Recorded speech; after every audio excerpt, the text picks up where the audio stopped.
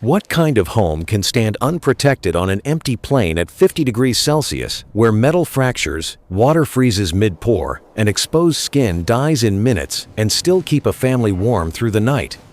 On the Mongolian steppe, there are no forests to slow the wind, no mountains to shield the cold. Winter is not a season, it is a pressure system. Air sinks and locks itself over the plateau for months. The Siberian high stabilizes the freeze. Wind accelerates across thousands of miles of open land without friction. Under those conditions, most modern suburban houses would hemorrhage heat, their corners trapping cold air, their rigid frames cracking under differential stress. And yet, for over 3 millennia, nomadic herders have slept comfortably in circular dwellings of wood and wool, not by fighting nature, but by aligning with it. The structure is called a gur, and it may be one of the most sophisticated climate machines ever built without electricity. But to understand how it works, we must first understand what it is up against. Mongolia's winter temperatures routinely fall to -40 degrees Celsius, and in extreme years, they drop beyond -50. At that threshold, cold is no longer a seasonal inconvenience. It becomes a governing law of physics. Combustion weakens because fuel refuses to vaporize efficiently in air that thin and that dry. Metal loses its ductility and turns brittle, fracturing under stresses it would easily survive in milder climates. Lubricants thicken, mechanical systems hesitate, carbon monoxide lingers close to the ground, trapped in dense air that does not rise. In these conditions, the margin for error disappears. And yet temperature alone is not the primary executioner on the Mongolian steppe. Wind is. The plateau stretches outward for thousands of miles, without forests, without ridgelines, without friction. When Siberian high-pressure systems descend, the air accelerates across open land with nothing to slow it. Wind gathers force not in gusts, but in sustained pressure. When that force meets a rectangular building, the collision is abrupt and unforgiving. Flat walls create a high-pressure zone on the windward side and suction on the leeward side. That imbalance generates lift and drag. Roofs strain upward, walls flex outward. Structural joints absorb forces they were never designed to distribute evenly. Engineers quantify this through drag coefficients, and the numbers are revealing. Circular structures can reduce wind drag by roughly 30% compared to rectangular forms. In a mild climate, that difference might be negligible. At -50 degrees, it can determine whether a roof survives the night. The gur presents no flat target. Its cylindrical walls curve continuously, crowned by a low conical roof that offers no edge for the wind to seize. Air does not crash into it, it flows around it. As wind velocity increases, so does downward pressure along the roofline, pressing the structure more firmly toward the ground. The storm that would pry apart rigid corners instead compresses this circular form into stability. This is not resistance through strength alone. It is survival through alignment with aerodynamic law. But even perfect geometry cannot eliminate every danger. On the steppe, winter disasters are not abstract weather patterns. They are remembered, categorized, and named. And each one tests a different weakness. Nomadic herders on the Mongolian steppe do not speak of winter as a single season. They divide it into patterns of catastrophe, each with its own logic, its own threat profile, its own name. Collectively, these events are called zud, a word that carries memory, loss, and hard-earned knowledge passed down through generations. The first is the white zud. Snow falls relentlessly, layering pasture land waist-deep until the steppe disappears beneath a silent, blinding field. Livestock cannot graze because the grass is sealed under frozen weight. Families must clear the roof of the gur again and again to prevent excess accumulation. Snow does offer insulation around the base of the dwelling, softening heat loss near the ground, but it also restricts ventilation, forcing careful management of smoke and airflow. What appears protective can quietly become suffocating. Then comes the black zud, a colder and more deceptive killer. There is no snow, no dramatic storm, only extreme cold descending without relief. Water sources freeze solid, rivers turn to stone. Wind scrapes heat from the base of the gur and from the bodies of animals exposed in open pens. Livestock stand over frozen grass they can see but cannot reach, expending energy without nourishment until metabolism collapses. In this pattern, starvation and cold move together. The Iron Zood is perhaps the most treacherous. A brief thaw melts snow into slush, offering a fragile promise of reprieve. Then temperature plunges again. The ground refreezes into a sheet of ice, smooth and impenetrable. Hooves cannot break through. Grazing becomes impossible. Even moonlight reflecting off the frozen surface increases radiative cooling at night, accelerating heat loss across the landscape. It is a trap set by fluctuation itself. And finally, there is the cold Zood pure temperature anomaly. No storm, no snow, just air so cold that breath crystallizes instantly and fuel consumption doubles overnight. In this form, winter strips away drama and reveals raw thermodynamics. Each Zood tests a different variable: structure under snow load, fuel and food reserves under scarcity, mobility when pasture fails, metabolic endurance when calories must convert directly into survival heat. The Ger endures these cycles not because it is immovable or indestructible, but because it adapts, because its design, its materials, and the people who inhabit it respond dynamically to whatever form winter chooses to take. The structural skeleton of the Ger begins with something deceptively simple: collapsible lattice wall sections known as khana. At first glance, they appear delicate, a repeating diamond grid of slender wooden slats, expanding outward like an accordion. But this geometry is not ornamental. It is engineered flexibility. Each intersection is bound not by nails, but by rawhide lashings. That choice is deliberate. At -50 degrees Celsius, metal becomes brittle and unforgiving. It also conducts heat outward, creating microscopic bridges for thermal loss. Rawhide behaves differently. Applied wet, it shrinks as it dries, tightening its grip around each joint. Yet, even in extreme cold, it retains elasticity. When violent winds strike the structure and the walls flex under pressure, these joints do not snap. They absorb kinetic energy and redistribute it across the lattice. Above the circular wall rises a ring of roof poles angled inward toward a central compression ring called the tonneau. Gravity pulls these poles downward and slightly outward, creating lateral thrust against the walls. In a rigid building, that outward force would threaten structural failure. In the Ger, it is anticipated and controlled. Heavy wool tension bands encircle the upper lattice like muscular tendons. As snow accumulates on the conical roof, the weight increases downward pressure. That pressure translates into greater outward thrust along the roof poles, and as the thrust increases, the tension bands compress more tightly around the walls. The system strengthens under load. It is a quiet feedback loop of physics, where weight does not weaken the structure, but enhances its stability. Snow becomes a participant in structural equilibrium rather than an enemy. Modern buildings resist stress through rigidity, relying on fixed joints and immovable frames. The Ger resists stress through distributed flexibility, allowing motion at thousands of small points instead of failure at one catastrophic seam. This is not primitive carpentry. It is adaptive engineering refined by centuries of trial against wind, ice, and gravity. Yet even the most elegant structure cannot generate warmth on its own. Stability keeps the storm outside, but survival requires something more. It requires insulation.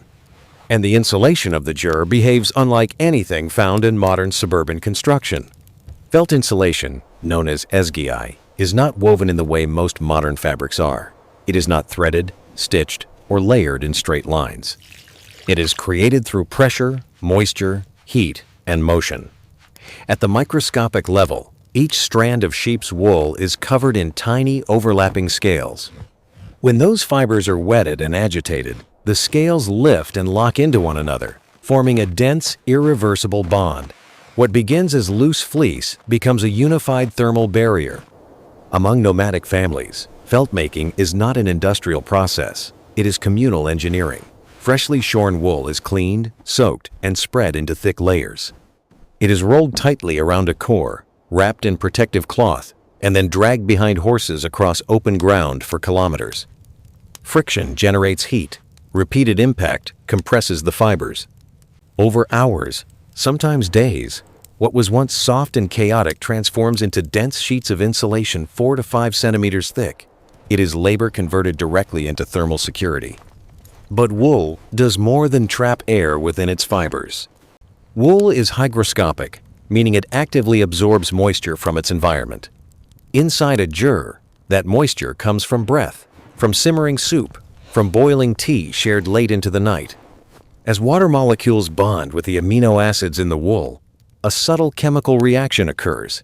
Heat is released during absorption. Under certain conditions, felt can emit roughly 100 watts per kilogram for several hours. The insulation does not simply retain warmth, it participates in its creation. Unlike fiberglass or synthetic foam, felt breathes. Moisture migrates gradually outward, passing through layers and sublimating into the frozen air, rather than condensing into trapped ice. Modern vapor barriers often lock humidity inside walls, where it freezes and degrades insulation performance. Felt regulates this exchange dynamically, buffering shifts in temperature and humidity with remarkable stability. The jar does not merely block the cold, it moderates thermodynamics, smoothing extremes, stabilizing the interior climate through material intelligence refined over centuries. Yet even the most responsive insulation is only stored potential without a heat source. On a treeless plain where wood is scarce, the question becomes unavoidable. What do you burn when there are no forests to harvest? On the open Mongolian steppe, wood is not something you casually burn. Trees are sparse, scattered, and slow to grow in a climate that punishes excess. Timber is reserved for what cannot be replaced easily. Structural frames, roof poles, tools that must endure for years. To feed a fire with wood would be to consume the skeleton of your own shelter.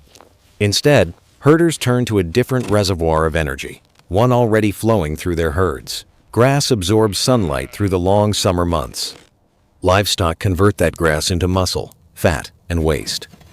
What remains behind is not refuse. It is stored solar energy. Dung becomes fuel. In summer, dried cattle dung burns hot and quickly, useful for short bursts of cooking heat. In winter, the approach changes. Sheep and goat dung, trampled into compact layers inside animal pens, is cut into dense blocks. These blocks, once dried, approach the energy density of low-grade coal, roughly 14 to 16 megajoules per kilogram. They do not flare dramatically. They smolder. They release heat slowly and steadily, radiating warmth for hours in a controlled burn. The stove sits precisely at the center of the gur, and this placement is not symbolic or ceremonial. It is thermodynamic optimization. From that central position, heat radiates outward evenly, minimizing gradients between warm and cold zones. The vertical stovepipe rises directly through the tonneau, the compression ring at the roof's apex. With combustion temperatures inside the stove nearing 600 degrees Celsius and exterior air hovering near -40, the temperature differential creates a powerful stack effect. Hot air rises aggressively. Fresh oxygen is drawn inward through subtle ventilation gaps near the base. Smoke exits upward with efficiency, sustaining continuous draft without mechanical assistance. The circular interior amplifies this effect. There are no corners for cold air to stagnate. Convection currents roll along the curved walls, circulating warmth in a steady loop that smooths temperature differences across the living space. Yet this system is not autonomous. It demands vigilance. Every 2 or 3 hours through the night, someone must wake to feed the stove. Often, it is a child who learns the rhythm first, stepping into the quiet dark to add fuel, adjusting airflow by instinct. Survival is apprenticeship, passed down in small acts of responsibility. If the fire dies completely, the interior temperature can plunge rapidly. Reigniting flame in sub-zero air can take an hour, long enough for fingers to stiffen and dexterity to fade. In that window, the margin between comfort and danger narrows sharply. The gur orchestrates thermodynamics with remarkable precision, but architecture alone does not guarantee survival. The human body, disciplined and prepared, must complete the system. Winter on the steppe does not simply change the weather, it restructures biology. In summer, the diet leans heavily on dairy. Fermented mare's milk, yogurt, Fresh curds and soft cheeses circulate through daily life, providing hydration and steady nutrition during months of grazing abundance. But when temperatures collapse and pasture land disappears beneath snow or ice, the menu transforms with equal intensity. Winter demands meat. It demands fat. Caloric intake frequently rises above 3,000 to 4,000 calories per day, not as indulgence, but as insulation from within. High-fat, high-protein foods increase dietary thermogenesis, the heat produced during digestion and metabolic processing. In practical terms, the body becomes a secondary furnace. Each meal generates measurable warmth. Each portion of rendered fat or boiled mutton contributes not only to muscle maintenance, but to core temperature stability. One of the most strategic innovations is dried, pulverized meat. Strips of lean meat are air-dried until brittle, then crushed into a fine, lightweight powder. This concentrated protein can be stored for months without spoilage. When added to hot water, it reconstitutes instantly into a dense, restorative soup. For mounted warriors in earlier centuries, this portable nutrition eliminated the need for heavy supply trains. Mobility and metabolism became intertwined advantages. This portal, clothing completes the metabolic system. The deal, a long wraparound coat, is more than cultural attire. When cinched tightly with a sash, it traps a reservoir of warm air against the chest and abdomen, creating a microclimate that preserves core heat. Winter versions are lined with sheepskin, fur turned inward to maximize insulation and reduce convective loss. Boots with upturned toes create subtle air gaps, insulating feet from frozen stirrups and packed snow beneath. Each layer reinforces the others. Shelter reduces exposure. Fuel generates heat. Food sustains internal combustion. Clothing traps and stabilizes that warmth close to the body. Nothing operates in isolation.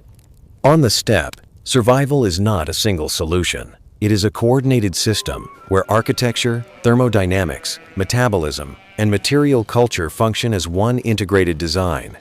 The door of the ger always faces south, and that orientation is never accidental. It shields the entrance from prevailing north and northwest winds that sweep down from Siberia, reducing direct exposure to the coldest gusts of winter. But this alignment does more than block wind. It transforms the entire structure into a calibrated solar instrument. As sunlight enters through the central roof opening, it casts a moving beam across the interior lattice walls. The motion is predictable, tracing a slow arc as the earth rotates. Long before mechanical clocks reached the steppe, families measured time by that light. Traditional timekeeping divided the day into 12 animal hours, each marked by the sun's position within the circular space. Milking, grazing, cooking, and rest were synchronized with the shifting path of illumination inside their own home. The dwelling is therefore not only shelter, it is a clock calibrated to celestial rhythm. Interior space reflects social structure as well as environmental logic. The far northern wall, opposite the door and furthest from drafts, is reserved as the place of honor. Elders and respected guests sit there, positioned in the most thermally stable zone of the ger. The east and west sides organize daily life, separating tools from domestic items, work from rest, order from chaos. These spatial conventions are not arbitrary. They reinforce predictability, discipline, and efficiency in an environment where disorder can cost lives. Ritual strengthens the system further. The hearth at the center is sacred. One does not throw trash into it. One does not step over it. These rules are cultural, but they also protect the integrity of the heat source upon which everyone depends. Because without the hearth, the ger is only a cold shell of felt and wood. And yet this shell holds one final advantage that modern homes rarely possess. When conditions demand it, it can vanish.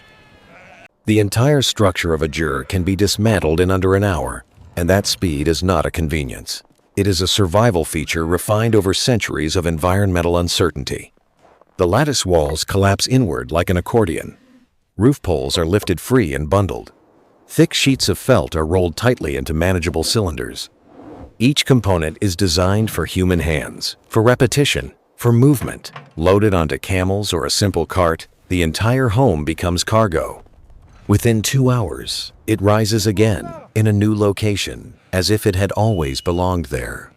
On the Mongolian steppe, pasture failure is not a minor setback. In severe winters, livestock losses can reach 90%. When grazing collapses under snow, ice, or drought, staying in place is not resilience, it is exposure. Mobility becomes the only rational response. When a zoo devastates one region, herders relocate, sometimes traveling hundreds of kilometers toward reserve grazing grounds known from memory and experience. Static houses, fixed to foundations and utilities, would become traps in such a landscape. A permanent structure could anchor a family to failing land. The gur, by contrast, functions as an escape system. It allows movement without sacrificing shelter. Its modular design reinforces this philosophy. A broken roof pole does not condemn the entire dwelling. It can be replaced individually. Damaged felt sections can be swapped without dismantling the frame. Maintenance is incremental, adaptable, continuous. This is resilience through impermanence. Strength derived not from weight, but from the ability to leave. But what happens when that mobility so central to the gur's logic is removed? In recent decades, economic pressure and climate instability have drawn many nomadic families towards cities such as Ulaanbaatar. On the hills surrounding the capital, thousands of gurs now stand in dense, permanent districts.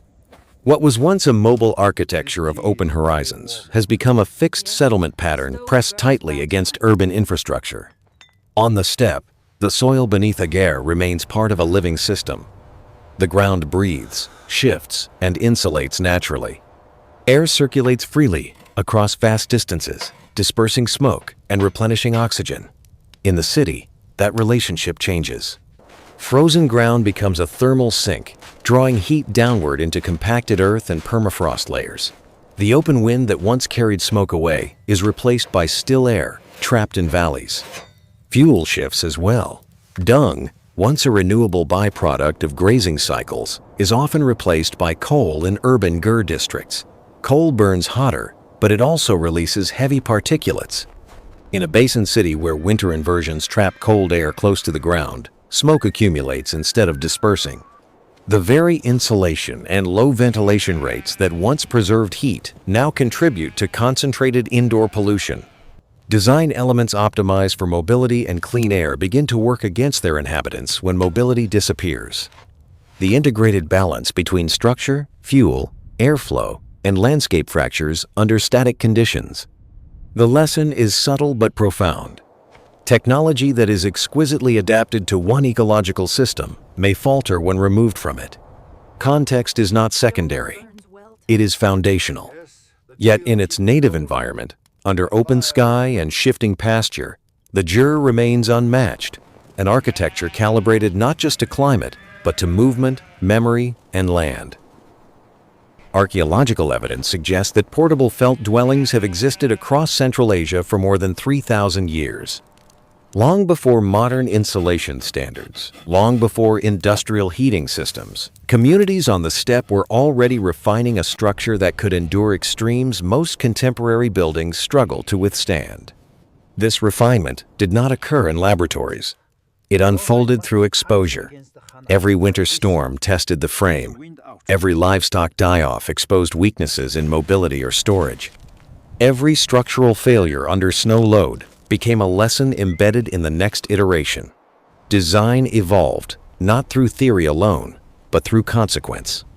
Wind dictated the circle. Flat walls surrendered too easily to pressure differentials, so curvature became necessity. Cold dictated wool chemistry. Fibers that trapped air and managed moisture survived. Those that froze solid were abandoned. Scarcity dictated dung fuel. Forests could not sustain fire, so herds became energy reservoirs. Disaster dictated portability. When pasture failed, the home itself had to move. From the microscopic scale of fiber surfaces interlocking under moisture, to the macro-scale aerodynamics of a cylindrical form resisting drag, the GER integrates multiple physical systems into a single coherent solution. Nothing is ornamental. Every component responds to environmental pressure. It strengthens under snow load as tension bands compress the lattice walls. It generates heat chemically as wool absorbs moisture. It circulates air naturally through convection and stack effect. It measures time by the movement of sunlight across its interior. It can be dismantled and reassembled in under an hour. At minus 50 degrees Celsius, when modern infrastructure strains and brittle materials crack, this structure of wood and wool continues functioning not because it is primitive, but because it is precisely calibrated to its environment. And that brings us back to the question that began this journey. What kind of home can survive in a place where exposed flesh freezes in minutes and metal fractures under its own tension? It is not a home that attempts to overpower nature with sheer mass or mechanical force. It is not a fortress of rigid walls and sealed systems. It is a structure that studies the environment first, then aligns itself with its laws. The Mongolian jur demonstrates that endurance is not defined by insulation thickness alone, nor by fuel abundance, nor by technological complexity layered upon complexity. True resilience emerges from systems alignment geometry shaped by wind patterns, wool chemistry tuned to moisture exchange, thermodynamics harnessed through stack effect, metabolism fueled intentionally, culture reinforcing discipline and order. Each element supports the others. Nothing operates in isolation. Shelter, heat, diet, clothing, orientation, and mobility function as one integrated response to environmental pressure. In an era increasingly defined by climate extremes, heat waves, cold snaps, infrastructure failures, we often assume the most advanced solution must be the most recent innovation. Yet history suggests a more humbling truth. Sometimes the most sophisticated designs are those that have already endured thousands of cycles of stress and adaptation. For more than 3 millennia, the ger has persisted, not because it resisted change, but because it incorporated feedback from every storm, every migration, every hardship. It was not static. It was calibrated. At Primal Heritage, we explore these systems not as nostalgia for a simpler past, but as engineering wisdom hidden in plain sight. If this story reshaped how you think about shelter, resilience, or even the meaning of home, I invite you to share your thoughts. What ancient technology do you believe modern society has underestimated? Because the past was never simplistic. It was optimized. And sometimes, it was wiser than we imagine.